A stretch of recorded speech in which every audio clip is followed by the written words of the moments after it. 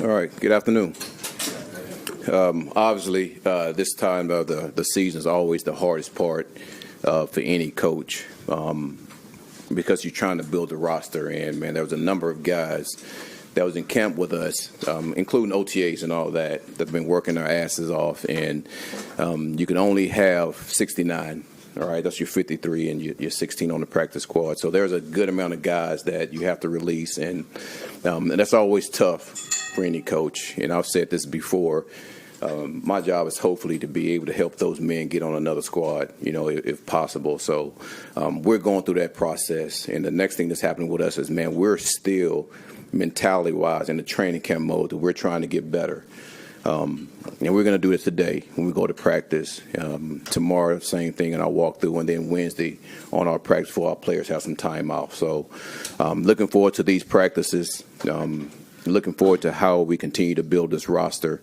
And once this week is over with, we'll have the men that we're going to go to battle with. So looking forward to that also. So any questions?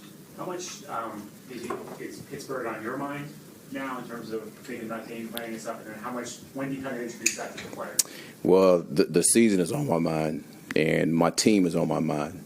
So the one thing I want to focus on, just like I said earlier, is, man, we're going out like this is a training camp practice for the most part, and we're focused on us.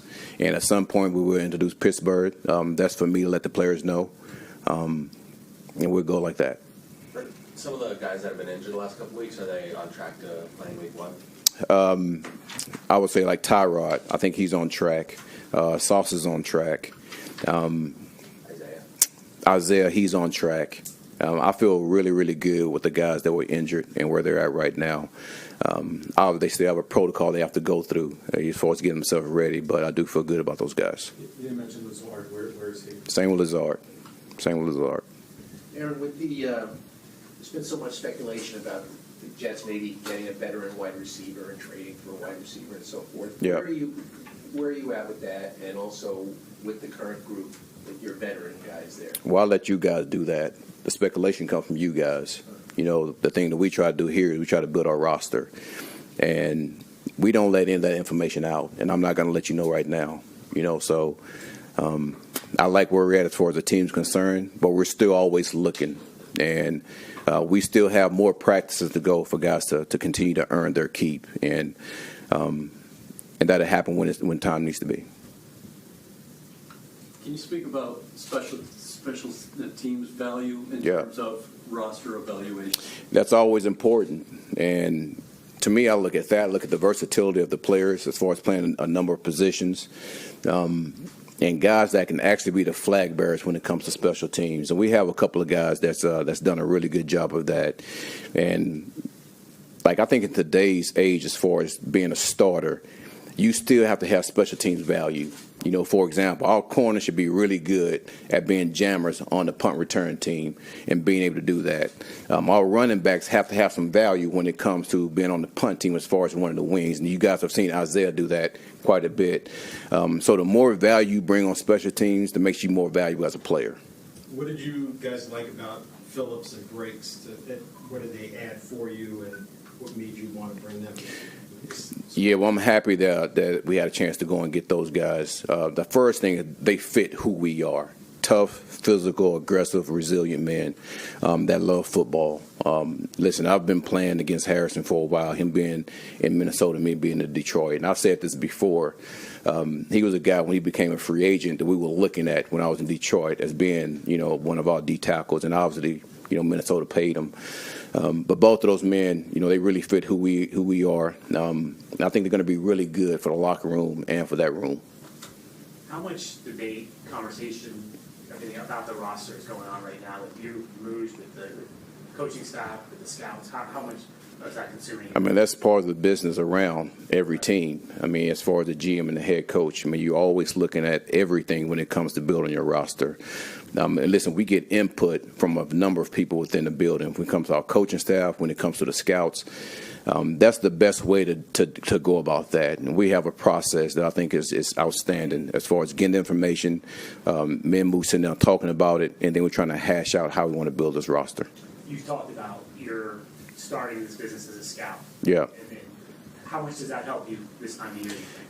It helps me quite a bit because I understand what those guys go through. And there's a ton of work that's been put in as far as really evaluating all these guys. You have information from when they were in college all the way to now, and then guys that's been in the league for a while that you see get released, that you can go back on that knowledge of when you did evaluate them, to see if they can help your team. So, listen, I have all the confidence in the guys that we have, and again, I know how it is. I know the work that's put in, and I have a lot of trust in what those guys do because I know how the work that's put in. Is it different cutting a player as a head coach rather than being his defensive coordinator? To me, it's all the same. You're releasing the player, and being able to talk to them and telling them the reasons why. And I think that's my job to be able to do that. And I did that as a coordinator. I actually did as a position coach too. I want to talk to those guys and just, first I'll give them appreciation for what they've done. I think you have to do that. And then give the whys. And if there's anything I could talk to them about improvement-wise, I'll talk to them about that also because you got to give them a chance. And I think it's important for every coach not only give the good but also give the bad of how the player can improve. Can you, one guy we haven't asked you a whole lot about is Tony Adams. How does he fit into what you want to do and also within the structure of your safety position? Well, he's still here, so he fits. Okay. So I think it's obvious. But, man, he's impressed me because he knew what his situation was as far as battling. And a lot of guys felt the same way, too. And all he did was keep his head down and work. And that's what we ask for with all of our players. Listen, don't worry about what's to your right, to your left, man. Just focus on what's in front of you and what you're trying to accomplish and what we're trying to accomplish, and everything will work out. And even if it's not on this team, it'll be on somebody else's team because you worked your ass off to a point to where you put good film on tape. So he's doing a really good job for us. I love the way he communicates. He does a really good job with Cisco as far as getting everybody lined up. But I'm happy with him. Couple more. Aaron, going back to the receivers for a second, what do you like about that group right now and the development you've seen from OTA or starting? Yeah. Well, there's a number of skill sets in that room. And we can go down the line with the guys. G-Dub, he can do it all. We've talked about him. Aaron has improved tremendously as far as understanding how to run routes, and his hands has improved.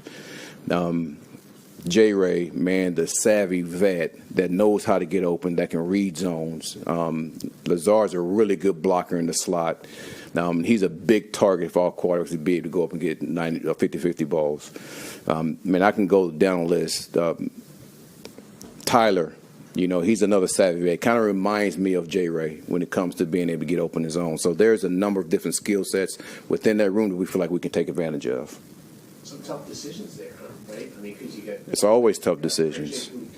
Absolutely. But you know what? I'd rather be in that position than when they're not tough. So. All good? Thanks, all right, fellas.